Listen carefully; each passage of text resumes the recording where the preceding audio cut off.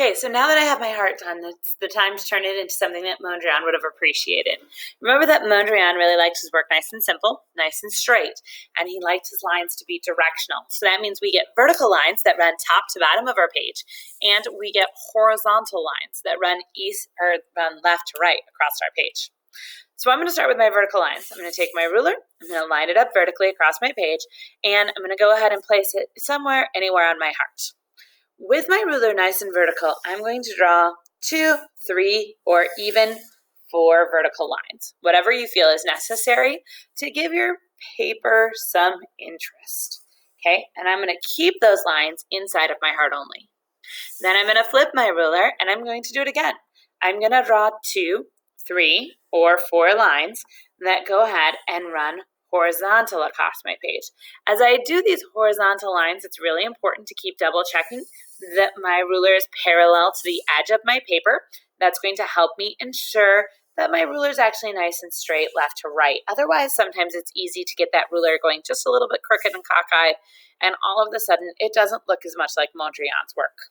Okay, so in the one direction, I did 3 lines. In the other direction, I did 4. If you really go, you know what, Mrs. Mason, it needs 1 more, and you're adding 5 or 6 or 7 or 8, you go for it. You choose. Okay, so that's going to give us that nice symbol on the inside of our heart. To decorate the outside of our heart, we're going to go ahead and we're going to switch from using our black marker into using our colored marker.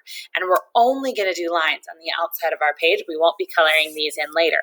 So what I'm going to do is I'm going to take my ruler and I'm going to slide all the way over because I have the bump of my projector here. And I'm going to start to run some vertical lines using my colors. My vertical colored lines are going to stay on the outside of my heart. They may not go on the inside of my heart. So these are a little bit different than the black lines I drew before. Okay, again, with each color, I'm going to go ahead and run 2, 3, or 4 lines. So I've done 3 vertical red lines. I'll go ahead and trade over to my blue, and I want you to do 2, 3, or 4 vertical blue lines, and then you can trade to your yellow and do 2, 3, or 4 vertical yellow lines, and then last but not least, you'll trade, if you want to, into the pink and do 2, 3, or 4 with the pink. If you choose not to do pink, that's totally fine. Mondrian did not use pink. The only reason that I'm throwing pink into the mix here is because it is a really good Valentine's Day color, and because pink is a tint of red, it doesn't seem so foreign to throw in a little bit of pink when we're dealing with Mondrian. Throwing in greens or oranges sort of doesn't match his style, but that pink doesn't seem too far off to me. Once we have the verticals done, then we're going to switch and we're going to go ahead and run the horizontals.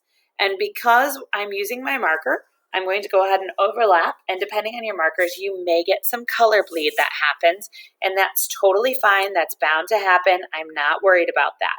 What I'm just looking for is for you to get some Mondrian style interest in the background of your paper, and just like I did with my verticals, I'm running 2, 3, or 4 lines with each color in my horizontals. Once you're done with that, in the next video, we'll talk about how we're going to go ahead and color in our heart.